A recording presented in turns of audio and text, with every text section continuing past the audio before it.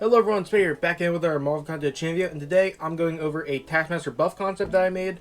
And so yeah, since I've been away from MCOC, I did get a lot of commenters on some of my other videos asking about the if the concepts are ever coming back. So that actually made me feel pretty good. Maybe like I don't know how to explain it, but it made me feel nice that people were actually, they actually enjoyed these, and I enjoyed making them. Um, but yeah, I thought that I'd do a Taskmaster buff concept because, Thunderbolts, I wouldn't say just came out, but it came out recently. I really liked it, and, Taskmaster did make a cameo role in that movie, so I just was feeling Thunderbolt season, and yeah, I just decided to do Taskmaster for this buff concept because in my last concept, it was for High Evolutionary.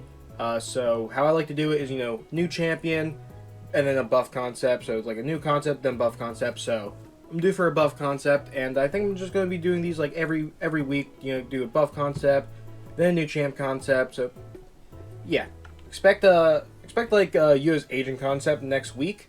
Because you might as well keep the Thunderbolts theme going, and we were definitely snubbed of not getting US agent this month alongside Yelena, but that's okay. But as always, these are purely fan-made and are not official, leaked, real, etc. This was just for fun. And my goals for the champion. So my goals for Taskmaster is I really like his playstyle. I actually do enjoy the champion. However, it could be made better. So I want to keep his burst damage, and I want to make him revolve around reducing ability accuracy, and also because Taskmaster learns from his opponent. I thought it'd be fitting that he grows stronger as the fight progresses. This can make him good for longer fights, so stuff like Necropolis, Abyss, or just any really long fight that he can continue to ramp up and get better and more damage. So let's get into the overall kit. So for his always active, Taskmaster is unaffected by slow, decelerate, exhaustion, and fatigue debuffs. And when an opponent fails to trigger an ability, Taskmaster gains a permanent Fury passive, increasing his attack rating by plus X, max stack 99. So kind of like Baron Zemo, but instead of inflicting bleeds on the opponent, you want them to fail abilities. So you keep getting these Furies up, and this does make him kind of like matchup reliant or node reliant. So he can excel in some matchups, like he could gain these Furies really fast, or if they don't really have a lot of abilities to trigger, or they are fully immune to ability accuracy reduction, then yeah, Taskmaster is not going to do well against those matchups, or he's not going to do as well. Also, I'm keeping this part in there because I really like this. I think it fits Taskmaster really well. Taskmaster reduces the potency of future debuffs by minus 10% every time one is applied to him. And once this gets to minus 100%, he becomes fully debuff immune. So, pretty much how he is right now. I decided to keep that in because I like that ability. It makes him unique. Also, Taskmaster passively lowers his opponent's block efficiency based on his combo meter. So this could actually make him a pretty good option for like things like was it Invade, I think it's what it's called, or like the one where you hit their block for like 300 plus of the damage. Just ramp up a bit, get to like 40, 50 combo, and yeah, you're going to be hitting through the block like a regular attack. And for critical hits, he inflicts a non-stacking 0% potency disorient debuff on the opponent for X seconds. This increases in potency by 1% for each hit in Taskmaster's combo meter. So right off the bat, you can see that there's a lot revolving around Taskmaster combo meter. This is definitely something you want to keep up, and you want to make sure you try to play safe. You don't want to lose that combo meter. And for his medium attacks, he inflicts a bleed debuff dealing X damage over X seconds. If the medium attack is an exploit weakness attack, this can be a critical bleed as well. So, you definitely want to try to control your exploit weaknesses because they are a big part of his kit. It's where you get most of your burst damage, and it will scale with the Furies you can get. But also, having the right attack to exploit gives it additional benefits, as you will see once we get into like special attacks. But now for the exploit weaknesses. So if you're unfamiliar with like what exploit weaknesses are, Taskmaster spots a weakness in the opponent in their last attack, and this can be exploited by striking the opponent with that same attack within 10 seconds. Successfully exploiting a weakness deals a burst of damage and inflicts them with a physical vulnerability debuff for X seconds. So I added the little physical vulnerability debuff thing, and that's just going to make these burst damage deal a lot more. It's going to make your regular hits deal a lot more, so, just exploiting your weaknesses, no matter what attack it is, it's going to put on a physical vulnerability, which increases your damage, and if it's a special attack, all the hits of the special attack will inflict this physical vulnerability debuff. An attack that will trigger exploit weakness will not trigger passive evades or auto block. After exploit weakness is triggered or expires, it goes on cooldown for 5 seconds. So it's not something you could just keep spamming and spamming and spamming, though there is a way with the heavy attack, which we will get to in a second. We also got Taskmaster's photographic reflexes. So this is his most known ability. You have to keep it in there, and I think I'm pretty much just took this from his already established photographic reflexes ability. So whichever attack is an exploit weakness on the opponent, that corresponding attack suffers minus 100% ability accuracy. And Taskmaster has a 100% chance to evade the attack. I think I added that part in, the 100% chance to evade that attack. So if this is on a special attack, like if it's like an exploit special one, like for example, War Machine comes to my mind with all those bullets, he has a 100% chance to evade that entire attack, which can be pretty crazy. You definitely have to learn his playstyle, try to control which one is going to be an exploit weakness, that kind of stuff. So, and it's definitely going to be worth it this time. He's a much better champion with a lot of burst damage. He's just going to be a little bit harder to play. Dang, I didn't realize how bad quality that image was. Wow. Okay, anyway, the heavy attack. So, immediately gain the next exploit weakness if it's on cooldown. If the opponent has not used an attack, this can be exploited, and it's whatever attack Taskmaster last used.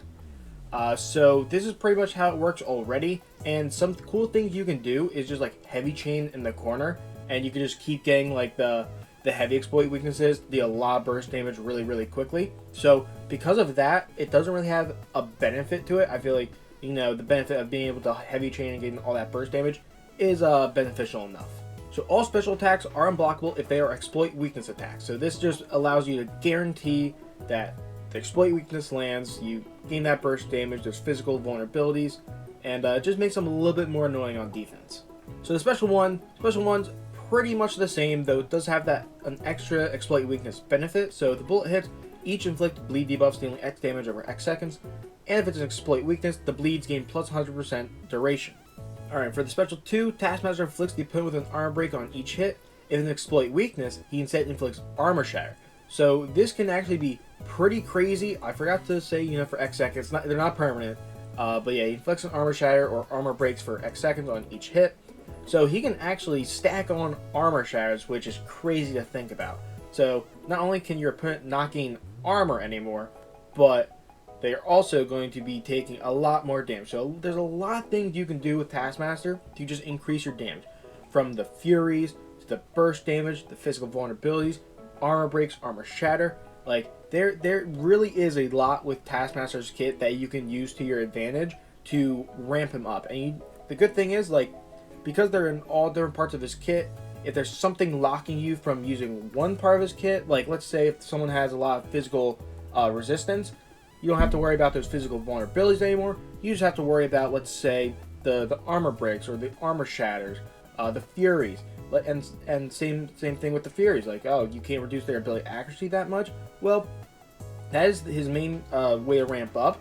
But you still have access to physical vulnerabilities and armor shatters and stuff like that. And he's a pretty strong bleed character as well. So he's kind of like a master of all trades kind of character.